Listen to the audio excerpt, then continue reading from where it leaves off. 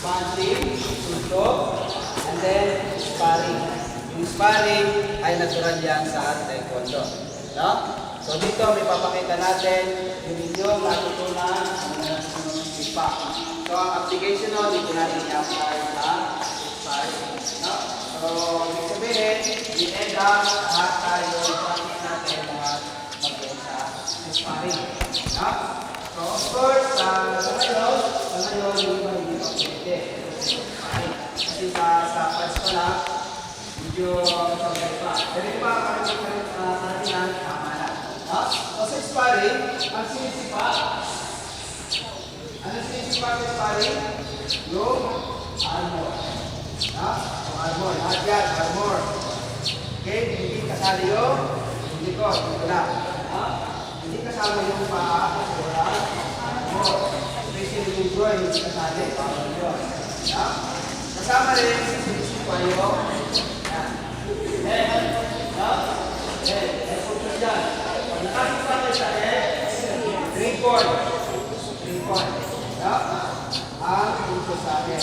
Sa body, ang sipa para ay 1 point lang. Pero, kailangan sa body, kailangan may power. Puputok. Para magkaroon tayo ng point. Yan, encourage tayo, magsubas-subas, malakas.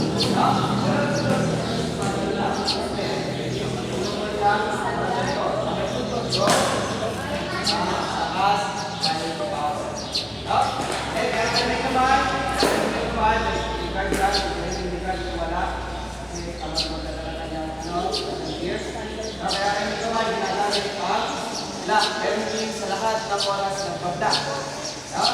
Usually, makatras, dahil back yung Manila, or dahil forward. Kasi pag malakas ang ipan, binablock mo, pwede yung mabalian. So instead, we go observe, ha? Observe.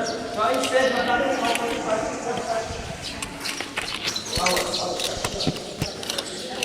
Hindi ko na kailangan mag-jump. Pero kung wala na talaga akong wala na akong choice, pero kung may trace ka pa, pwede ka pa matras. Para hindi nasasaktan yung kamay. Okay? So again, this sparring is tayo ng armor. Okay? So, dito yung dalawa, sparring. Okay? Up. Adjust for me.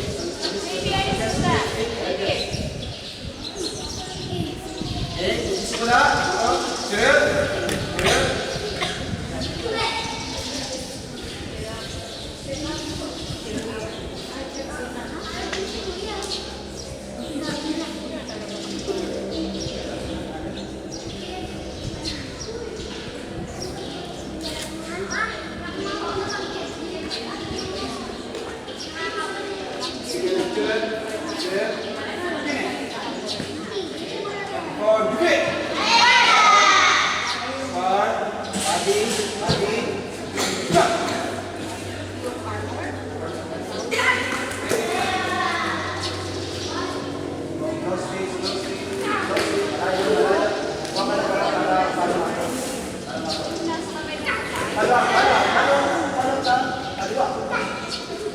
Tantay mo.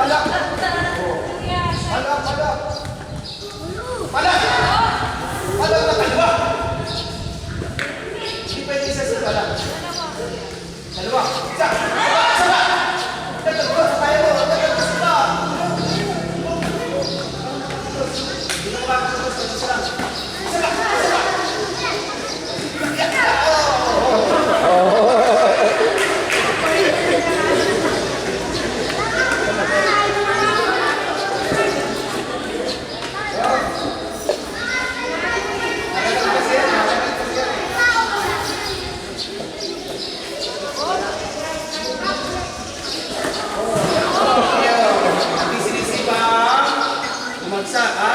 Bawal. Bawal si Paring. Bagsak, bawal. Go! Continue! Atasan mo! Wow! Palag! Palag! Ano? Isa pa! Isa pa!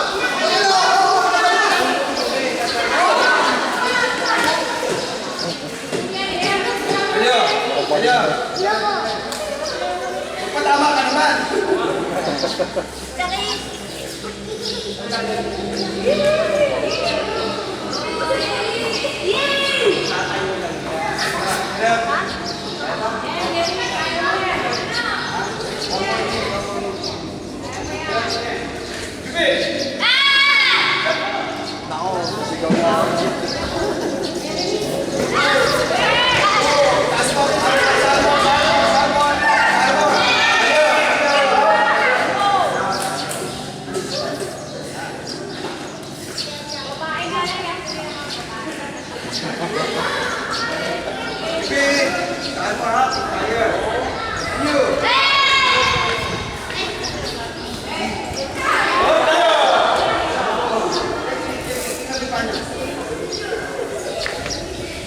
Yapusin mo pagka hindi mo kaya, yayapusin.